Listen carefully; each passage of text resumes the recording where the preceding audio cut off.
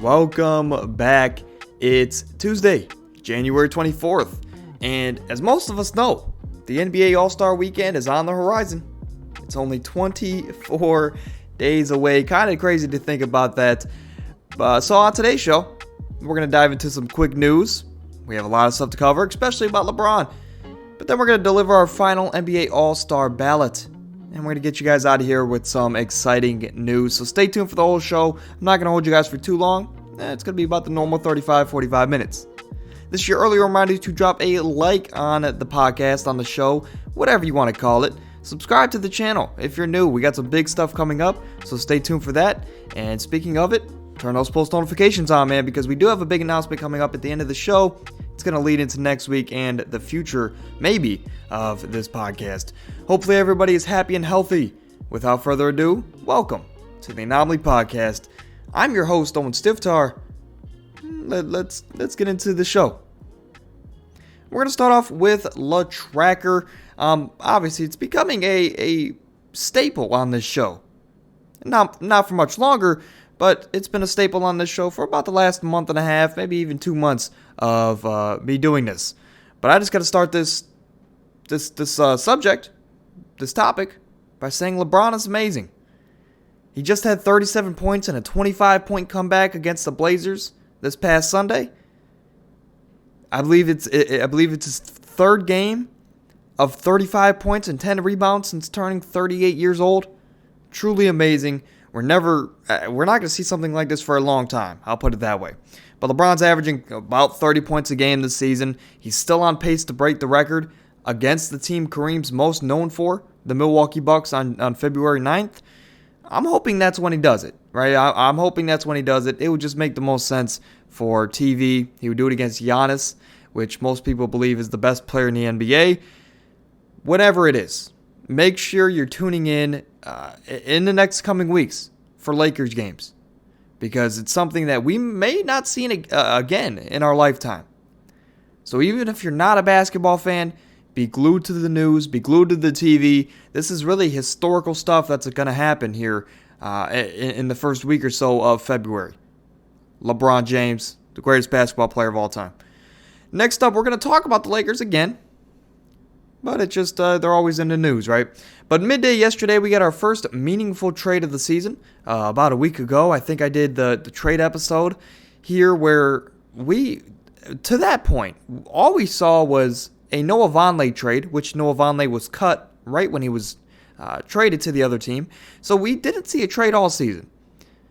Now we get our first meaningful trade of the season, where this time the Lakers are going to receive Rui Hachimura, a young 24-year-old wing from the Washington Wizards, for Kendrick Nunn and 3 second-round picks. For the Lakers, they're trying to maximize the talent around LeBron James. You know, he just turned 38. The Lakers, they've turned a corner as of late. I'm not going to say the corner, but they've turned a corner as of late. They've won 2 games in a row, 6 of their last 10. They sit at 12th place in the West, but they're only 1 game out of the play-in tournament and 2 games back from the number 6 seed, which would allow them to avoid the play-in as a whole. So the Lakers are right there. They just need to get hot, and if they can keep this streak going, in about a month or two, we might be talking about the Lakers as a sneaky playoff contender, especially with Anthony Davis hopefully returning before All-Star break. But for Washington, Hachimura, he's on an expiring deal. I believe it's $6.5 million. He's set to become a restricted free agent this offseason. So the Wizards would have been able to keep Hachimura no matter what he got paid. But they just simply didn't want to pay him. They got draft capital instead of letting him go for no reason. On paper, it looks like a bad trade, but they're just thinking ahead. And the Wizards, it's a win-win for both sides, I guess. Plus, if LeBron in this Lakers situation falls out, you're going to have some pretty high second-round picks. So for the Wizards, I can see the vision. I believe they gave up on Hachimura way too early. He's only 24 years old. You're in Washington. You're not a big market. No big free agents are going to want to come and play with Bradley Beal. So why not just keep him, grow, and if you got to pay a little extra, you got to pay a little extra. John Isaac The forward for the Orlando Magic, he returned to NBA action last night for the first time since the bubble in 2020. I believe the last time he played basketball before yesterday, he was 22 years old. He is now 25 years old. How that makes sense? I'm not too sure. I'm just guessing with the breaks, with the extended breaks the NBA had with the COVID situation that they had. Last time he was 22. He's now 25 years old. He came out last night. He had 10 points. I believe he hit 2 threes, 5 of 7 from the field. John Isaac had a very good game. It's interesting to see people like Terrence Ross, teammate of John Isaac, on the team talking about him, where now John Isaac has, before in the bubble, right? He was clean shaven. He had a little goatee. That's it. Now, 3 years later, 2-3 years later, he comes back and he's got this big beard, just James Harden beard.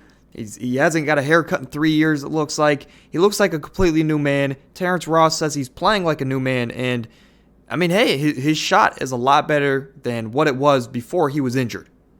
I think people quickly forget that before he got hurt in the bubble, people were looking at him that season as a defensive player of the year candidate. And we know that's in his potential. He could be a DPOY candidate year in and year out. He just has to be on the court. But to be honest, we as NBA fans, let's not put pressure on him, right? I'm not expecting much from him this season, or even next, to be completely honest. I'm just happy to see he's on the court and he's back to playing basketball, right? Next up is the Bucks returns.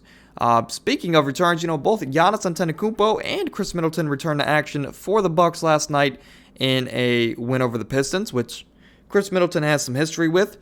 But the main thing for me here is if this Bucks team is going to compete for a championship, like we know they all can, they're going to need Chris Middleton to be the Robin that we all know he can be. We're going to need him to be healthy and be that 20-point-per-game scorer that he's been in the past. If Middleton, if he can use this the rest of the season the right way, if he can use it to ramp up, get ready for the playoffs, this Bucks team is going to live up to expectations that we all set for them prior to the season, or even at the beginning of the season when they were 9-0 or 10-0, whatever they were. I'm excited to see where this Bucks team is going to go. They've been a top 3-4 seed without Chris Middleton, who's a top 35, 40 player in the NBA. It's going to be exciting to see where they can be with him. Thumb injuries. This is probably, without a doubt, the weirdest thing I'm going to bring to the show and cover today on the show. But it's a part of the game that we all know and love, our injuries, right? But for Dallas, the Dallas Mavericks, Christian Wood, their big man, he suffered a fractured thumb a couple days ago. He's going to be out at least a week, and he'll be reevaluated then. In the other conference in New York, Mitchell Robinson, their big man, he's out at least 3 weeks with the same injury, also a fractured thumb. He's going to be reevaluated then. I don't know why there's a 2-week difference between the two guys, but both guys are playing amazing this year. Both are playing pivotal roles on why their teams are in the playoffs. I believe New York is the 6th seed in the East, and I believe Dallas is the 5 in the West. So both guys are playing their roles, helping their teams win some games. But tough news for the team. It's just a part of the game. At least it's not a detrimental injury, right? It's just a thumb injury. On this day, I just want to start this by saying this might be my favorite day that we've ever done. And it's for one reason and one reason only. I think when we get into these, the historical performances, you'll be able to understand why. But we'll start all the way back in 1956 when there wasn't color outside and people were still inventing gravity and stuff, right? But Bob Pettit, he won the 6th annual All-Star Game MVP honors, if I could talk. But he had 20 points, 24 rebounds in that game. Bob Pettit had an amazing game. He was truly ahead of his time. I want to say he would have been better in the 80s than the 50s with being able to stretch the floor the way he was able to do for the Atlanta Hawks way back in the day. But in 1985, NBA players announced announced plans to aid victims in Ethiopia by donating the winners and losers shares of the 1985 All-Star Game. I wasn't familiar with this situation back in 1985 in Ethiopia, but the more I dived into it, the more it was actually very interesting, right? It was good on the NBA's part, but they sent all their winner and losing earnings to Ethiopia. The NBA as a whole, they also matched the sum, and it brought it up to $100,000, which in 1985, it was a lot more than it is now. So there's some off-the-court stuff for you. In 1990, the Los Angeles Lakers coach Pat Riley, he became the 13th coach ever to reach the 500 victory plateau. He got there faster than any coach in NBA history at the time by 133 games. So Pat Riley, we know how great of a coach he is. He might be an even better GM here for the Miami Heat. But in 2014, the New York Knicks, Carmelo Anthony, he scored a career-high 62 points in a win over the Charlotte Bobcats. If you guys didn't know, if you didn't know me personally or whatever, Carmelo Anthony is my favorite player of all time. But it is that performance he had in Madison Square Garden in 2014. It is the single highest game point total in the history of Madison Square Garden. And I want you guys to think about that for a second. Madison Square Garden is known as the Mecca in basketball. In just as all arenas across the world, it is known as the Mecca. And it's also one of the most coveted basketball gyms in the world. Everybody wants to go play in the Garden. LeBron said many times in the past that's his favorite place to play. And he's never been a member of the Knicks. But Melo's 62-point performance that day is more than any other player has put up in that building ever. And for all the great scores we've ever had in this league, it's quite an accomplishment if you ask me. I believe in that game, he didn't have a free throw and he didn't dunk the ball. He had 62 points on straight jumpers. That's impressive in itself, right? But all of that is just to say that there's a reason he's number 9 on the all-time scoring list. And he would be number 8. If he had a job this season, he would have passed Shaquille O'Neal. He's only 300 or so points away. He would have passed Shaquille O'Neal. He would be number 8 all-time. I believe even if he gets a job here after All-Star break, which he's being criminally underrated with still being a free agent at this point in his career after last year, he was a star in his role with the Lakers, right? Even though the Lakers weren't the successful team that we thought they would have been last season, Melo played his role, and he averaged 15 points a game at 38 years old. He can still do that for an NBA team today. He can help a team win today. It's a shame that he is not on an NBA roster. But I will say, if he gets a job either at the tail end of this year or all of next season, he will pass Shaquille O'Neal. He will be number 8 all-time in all-time scoring. And finally, in 2021, just a couple years ago, Steph Curry passed Reggie Miller's mark to become the number 2 all-time for NBA all-time three-pointers made. So he became the second he had the second most three-pointers made ever at that time, right? But Miller, at that time, he had 2,563 pointers in his career over 1,389 games. Steph Curry, on the other hand, he surpassed Reggie Miller on this day in 2021 in only his 715th career game. So he almost had half the games played, and he passed him. Now, since then, he's taken over the number 1 spot from Ray Allen, and he's running away from the crowd because we know Steph Curry, the way he plays basketball, it ensures him longevity, right? Shooting the long ball, and at the high clip that he has, he still has another 5 to 8 years left. It's going to be very hard to pass the record that Steph Curry is going to set for the future players. But before we get into this, I wanted to throw out some disclaimers. The first All-Star ballot I put together about a month into the season, I gave the nod to certain players over others just because it wasn't my official ballot, right? And I explained that in that video. For example, I didn't have LeBron starting because he started off the year slow. I believed players like Zion Williamson, who had his team first in the West, Anthony Davis, he was playing better than LeBron James, and Nikola Jokic. We don't have to explain him. He's a back-to-back MVP going for his third. I believe all 3 of those players were off to better starts, and I hate to spoil it, But that's just not going to happen today, right? With the fan vote, these are my projections for the All-Star game, not so who I would put there. I guess you can kind of say it's a combination, but regardless, this list is put together. It's comprised of the 24 players that I believe most deserve a spot in this year's game. Part of it's who I think they'll give, and part of it is the players I deserve. It was a combination of the both, right? But in the East, I do have some honorable mentions in both conferences. But in the East, my 3 honorable mentions, these are the guys that didn't make the team.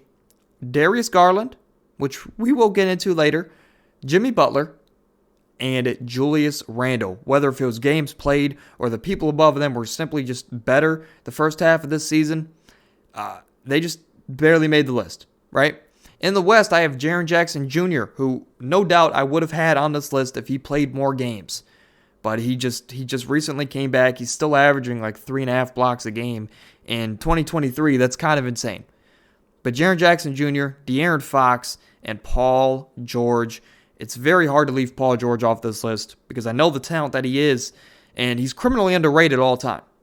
But players like Paul George, Kawhi Leonard, De'Aaron Fox, Jaren Jackson Jr., whether if it was games played or people were just better, he got left out.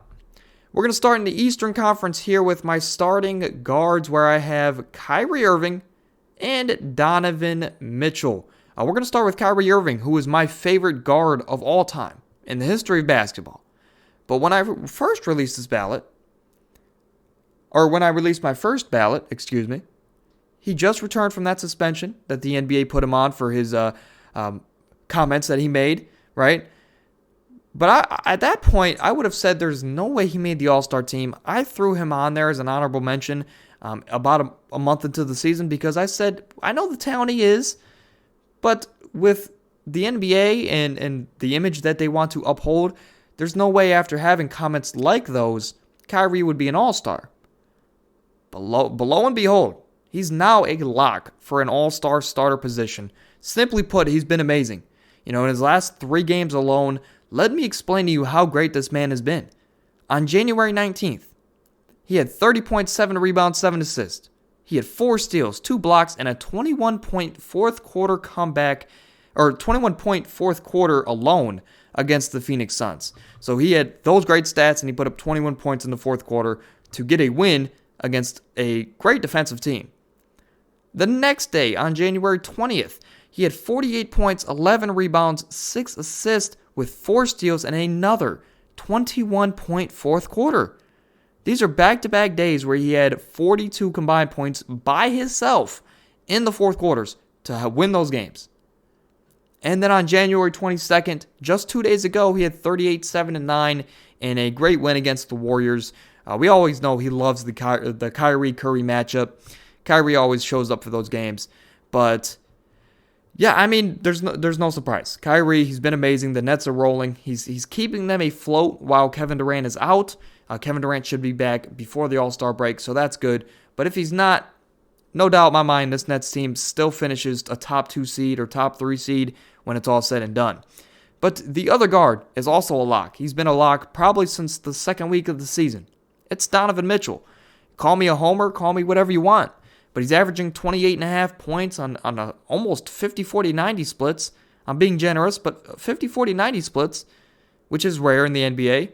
Donovan Mitchell's added that much-needed punch to this Cavs team that I'm a Cavs fan. We needed this last year. We needed a go-to guy that we can give the ball, go get us a bucket, or keep us in this game, right? All contending teams need a player like that. This isn't college basketball, right? Because college basketball, teams like Gonzaga and Creighton and all these other teams that play team basketball where the highest score is going to have 10, 15 points. In the NBA, it's a different ball game. You need a guy that you can go to in those clutch moments to be successful. We have Donovan Mitchell now, and he's a lock for the All-Star game, in my opinion, and he's made us sneaky playoff contenders, in my opinion. Moving over to the front court, I have Jason Tatum, Kevin Durant, if he's healthy, and Giannis Antetokounmpo, who I believe will be the captain of the Eastern Conference. But the biggest question of this video, and in real life, to be completely honest, is who's going to start in the Eastern Conference? when we talk about the front court. We know it's all down to 4 total players, and there's only 3 spots. You have Jason Tatum, Kevin Durant, Giannis, who's my starters, but then you have a very arguable Joel Embiid. And as much as I want to throw Embiid in the lineup, I just can't. I'm sticking with the 3 I had in my first ballot. But to be completely honest, if you wanted to come up here and you wanted to argue, hey, I have Joel Embiid over Jason Tatum, Giannis, or Kevin Durant, I would understand. Giannis is kind of crazy, but I would understand the argument. You can't go wrong ultimately with these 4 players. It's crazy that an MVP candidate is going to have to come off the bench in an All-Star game, but who knows? If KD is not ready to go, or if KD is going to push off his time to come back until after the All-Star game, Embiid, he's going to get the starting nod, and he's going to start anyway. So this might all be for nothing, but if they're all healthy and they're all ready to go, give me Jason Tatum, Kevin Durant, and Giannis Antetokounmpo. For the bench, I'm not sure if there's any requirements. As I was putting these lists together, I didn't see any requirements for the Eastern Conference and Western Conference bench, right? As far as backcourt and frontcourt players. But what I did, I just decided that across both conferences, I'm going to have 7 backcourt players and I'm going to have 7 frontcourt players, right? Just to have an even balance, just in case.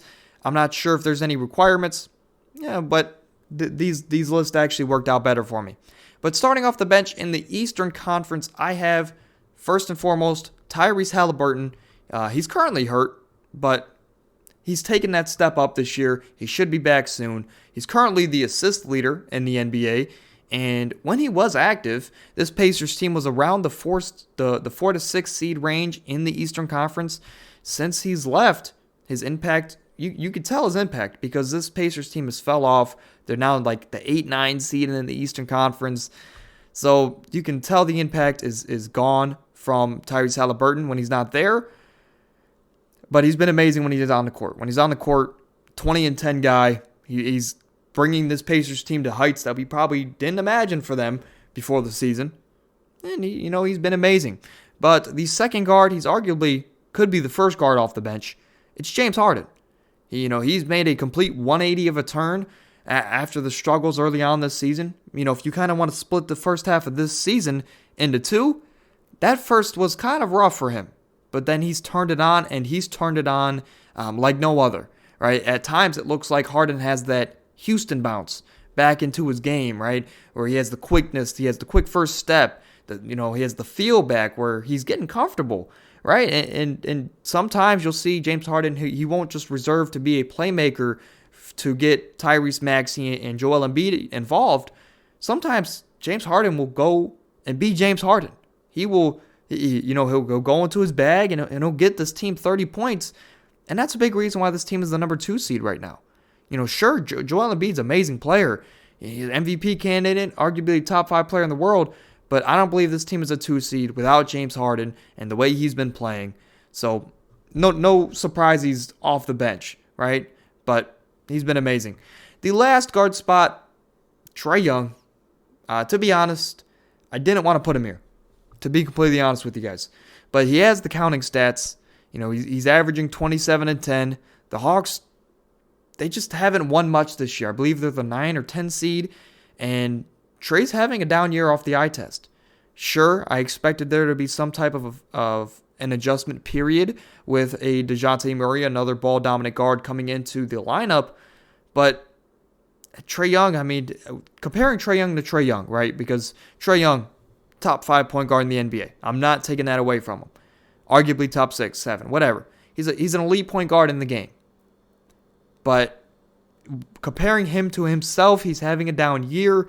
Is that strictly the adjustment period with DeJounte Murray, or is it something else? Regardless, the other argument here is a Darius Garland, or maybe a Jimmy Butler if you want to classify him as a guard, even though he hasn't been since Chicago. The other argument here, in my opinion, let me say this because I'm kind of everywhere, right?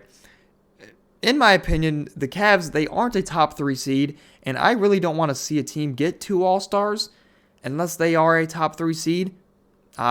But I will say this, I do go against that logic later in the video, but you guys will understand why. It's for good reason.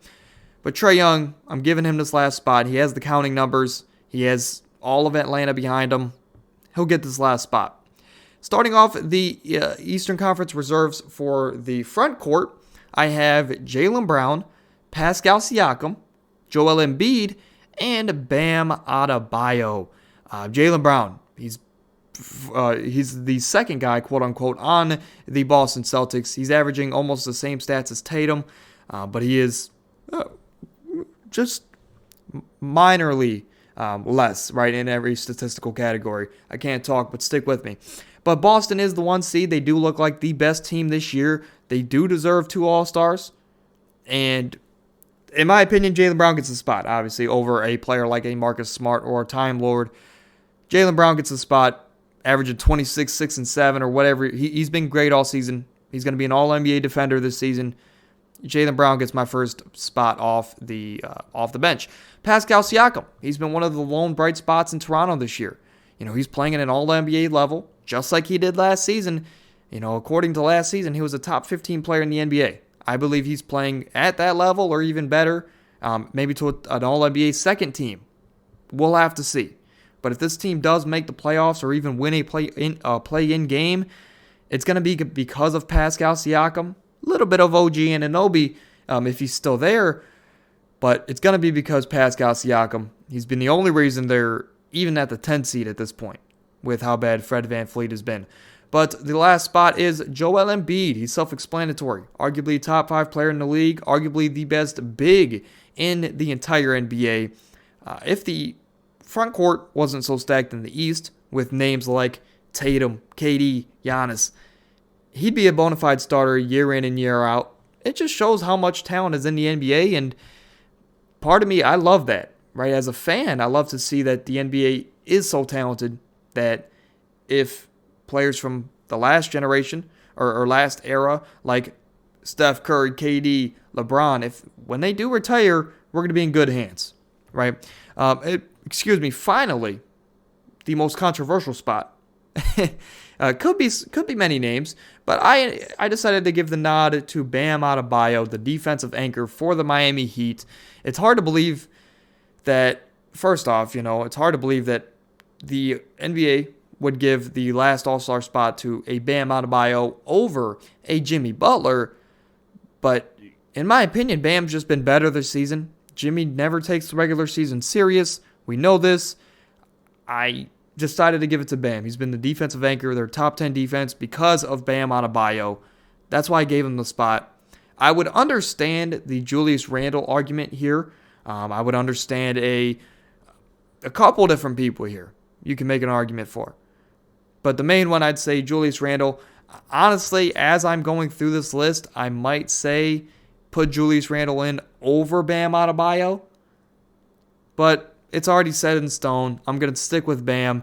But I wouldn't be shocked, if they gave this spot to like a Julius Randle or Jimmy Butler, because he'll have the fan vote. Regardless, this last spot, most controversial for a reason. You could put a couple names in there. Starting off in the Western Conference, I will preface by saying these 2 starting spots, they came down to 3 different people for me. Steph Curry, Luka Doncic, and Ja Morant. I may get some heat for leaving Ja out the starting lineup, but so be it. I'm going to be like Shannon Sharp, and I'm going to stand my ground, right? But I'm starting. I don't care how good of a season Ja Morant's having. I don't care how good of a season Luka Doncic is having, even though I love Luka.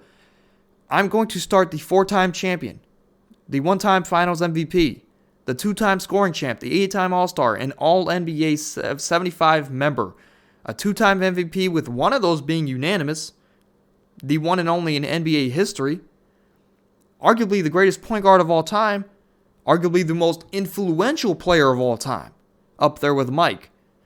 I'm going to go with Steph Curry. I'm going to go with Wardell, Steph, and Curry. He's going to get the starting spot for me. He's averaging 36 and 6 this season with great splits per usual. This might even be a down year for Steph Curry, and he's averaging 36 and 6.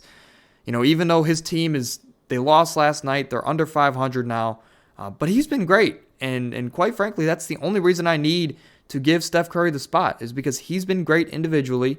He's going to have the fan vote. And to be honest, I mean, he's kind of the only reason they're at this spot. He's kind of the only reason they are around 500. Just like Pascal Siakam. Different tier of players, obviously. But Steph Curry's the only reason this team is afloat. And that's why he gets the starting nod here. Luka Doncic is my other one. He's having a career year in every statistical category, minor and major. Is there a surprise he's a starter? I mean, at one time in this year, he had a 60, 21, and 10 game. A 60-point triple-double, excuse me. I don't know what I just caught. But Luka Doncic, he is somehow, some way, he has this team. This Dallas Mavericks team where the second best player is Christian Wood, who's out for now a week. The third best player is Spencer Dinwiddie. He has this team 2 games above 500. They're currently the 5 seed. At one point, they were creeping for the 2 seed just about a week ago. Luka is the Dallas Mavericks. If you take Luka off this team, they're competing with the Spurs for Victor Wembanyama.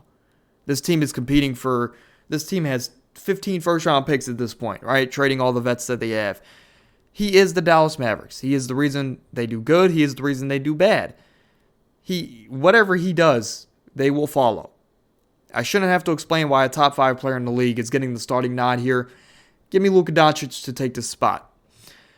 Moving over to the Western Conference front court, you see it. This might raise some eyebrows if I can talk.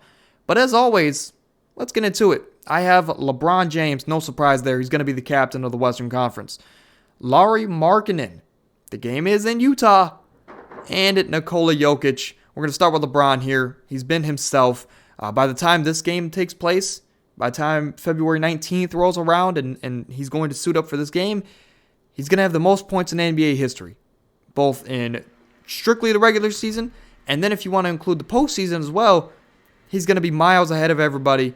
The Lakers are actually rolling right now. We talked about it earlier. But LeBron's going to have the fan vote. He's going to have the player vote. LeBron will be here. He's the face of the league. He's going to be the captain of the Western Conference. Lauri Markkanen, he's going to be the biggest question mark here. That's where you're going to raise some eyebrows. But he's been the best player on the most surprising team this season. And with the game being in Utah this year, the All-Star game, it just made sense to include him in the starting lineup. I thought that it was justified just enough for him to get that starting nod. I mean, don't forget that last year in Cleveland, we got 2 All-Stars. Some would argue because the game was strictly in Cleveland, right? But to be completely honest with you guys, I really, really wanted to have Zion in this spot as a starter. He'll undoubtedly be an All-Star, right? I don't want to get that confused. I wanted Zion to be a starter, but I was just looking at the stats. He's probably missed too many games at this point to be in the starting lineup. He's only played about half his team's games. I couldn't justify giving Zion the spot over someone who's been amazing. With the game being in Utah, a guy like Lauri Markkanen, why not give him the starting spot, right? It'd be fun. And to close off, we're going to talk about the back-to-back MVP. He might be on the way to his third, which has only been done a couple times in NBA history. His third straight MVP. We're talking about Nikola Jokic. He's the best big we have in today's game. Some would argue he's the best player in today's game. And I couldn't hate that argument. Regardless, Jokic is an amazing player. He has his team as the number 1 seed in the West. No surprise he's a starter in the All-Star ballot, right? Moving over to the bench, we have 4 guards. We're going to list them off here. We're going to have Ja Morant, Shai Gilgeous-Alexander, Devin Booker, and Damian Lillard. Ja, we're going to start with him. As I mentioned, he's arguably a starter this season. He has his team at second in the West. He's been amazing playing at an MVP level this season. I wouldn't be mad if you subbed him in for either of the guys I had. But I just went a different route. Shai, he's up next. I couldn't be happier to say that Shai is an all-star this season. Shai, he's criminally underrated because of how terrible his situation is in OKC. In years prior, if this team went down by under 10 or 15 games under 500, they would just shut him down for the rest of the season. Say, stay home, get healthy, make your money, come back next season, and we're going to try this thing again. And that was a cycle that went on for 3 or 4 years there where Shai Gilgeous was just consistently losing about 60 to 70 games a year. I'm happy to say he's an all-star, right? He's people don't know how good he is, and he's getting to show that this year, and he's in this position as an all-star candidate because of it. He's showing because Shai is that dude. Shai is that dude. That's basically what I'm getting at here. But now for Devin Booker and Damian Lillard, they're going to take up my last 2 guard spots in the Western Conference. They're both in a similar situation. Both guys had their teams at the top of the conference early in the season. Then both guys suffered an injury somewhere along the way, and both of their teams fell in the standings as a result. Now Devin Booker, he's still out as we speak, but Damian Lillard, he's returned. The Blazers are back, and he's returned, and they're back into purgatory, right? They're back to being mediocre. They're back in no man's land, whatever you want to call it. Even though he's come back and he's been great individually, the team hasn't won as much as they were early on. But both have been great. Both have been their usual great selves this season. And Devin Booker is a question mark, right? And that's where I can see maybe, hey, the NBA's like, Sacramento's a top 3 seed. They haven't had 2 All-Stars since the 90s or the early 2000s. Why not throw them De'Aaron Fox as well, right? Or if they want to give this spot to a Jaren Jackson, who's been amazing. Regardless of who they give it to, if Devin Booker's ready to go, I believe it's his spot. There's a couple of people you can argue, right? It's always those last couple spots, and that you can always argue, right? But to close off the West bench, we have a ton of talent. Maybe the best group of 3 players off any of the benches. Regardless, let me say this. All 3 of these guys that I'm about to name, they could all be the starter. I wouldn't be mad if you made the argument for them being the power forward starter in the Western Conference. But we're going to start with Zion Williamson, who we talked about. We talked about Anthony Davis. And we're going to finish off with a Sacramento Kings player in Domantas Sabonis. For Zion, as I mentioned earlier, I wanted to start him. I actually had him in the starting lineup this morning, but I made the change because I looked at it and I was telling myself I let my bias get in the way because I love Zion as a player. He's very fun to watch, but he's played 20 games less than Lauri Markkanen. He hasn't played 21 games for his team this season, and his team is still top 4 in the West. Regardless, Zion is one of my favorite players in the league. He's one of the most likable guys in the league. And he's going to be an All-NBA player this season. But through the first half, I'm going to give the nod to Lauri Markkanen. Speaking of All-NBA, as I just mentioned with Zion, I have Anthony Davis. He got the starting spot over LeBron in my first ballot for a good reason, right? He's been amazing this season. He heard the critics, and he's been playing his you-know-what off in the early part of the season until the injury that he had. But good news for him, the Lakers have been on a roll. He should be back relatively soon. So we'll have to see if the Lakers can start making some noise when Rui gets comfortable with the team and Anthony Davis makes his return. I do want to say that Rui pickup, it's a great pickup. Darvin Ham loves defensive players, and that's exactly what they get in Rui Hachimura. Last but not least, we're going to give it to Domantas Sabonis. The Kings have had a season of a lifetime. At least that's what it seems like, right? They're currently 3rd in the West. They need an all-star. It came down to De'Aaron Fox or Domantas Sabonis. I wanted to give the spot to Fox, right? He's the feel-good story. He's been there for all the years that the Kings struggled. But Sabonis, to me, he's been a better player all season, and it was the reason why I gave Sabonis the spot early on. It's the same reason I'm going to give it to him now. He's the better player for that team. He's the reason why they've won so many games, and he gets my final vote. On your screen now is going to be a recap. I don't want to read through all the names, but you see it on the left side of your screen. On the bottom left side of your screen, you're going to see all of my starters. And on the right side, you're going to see all of the reserves. The 2 boxes up top, Giannis Antetokounmpo in the blue and LeBron James in the red. I believe those will be your captains for the 3rd time in the All-Star. So when they do hold the All-Star draft, these 2 guys will be picking from the pool of players you see below. But that is the quick recap of everybody that I have, and that's going to do it for today's show. hopefully you guys enjoyed. It was something that has been done before on the show, but we brought it back. We won't be doing an all-star ballot probably until early next season. So it'll be a long time before we do another one, but hopefully you guys enjoyed. Let me know down in the comments of this video who I missed, who I snubbed. Everybody's opinion differs a little bit. So let me know down below what changes in your list. If you were to make the list, where do we differ is what I'm getting at. Where do we differ? But if you enjoyed the show, drop a like on the show, on the podcast, whatever you want to call it. Subscribe to the channel. If you like what you hear, if you're still here now, you obviously were able to put up with me for 40 minutes. Go ahead and hit that big red button if you haven't already, and turn those post notifications on, because we're dropping at noon every Tuesday and Thursday. But if things were to change, if we were to add an extra day a week, or for example, next Tuesday, where we might have a special guest on the show, you don't want to miss it. So make sure you're tuned in for next Tuesday's show. But I will see you guys this Thursday. I want to get that out there first.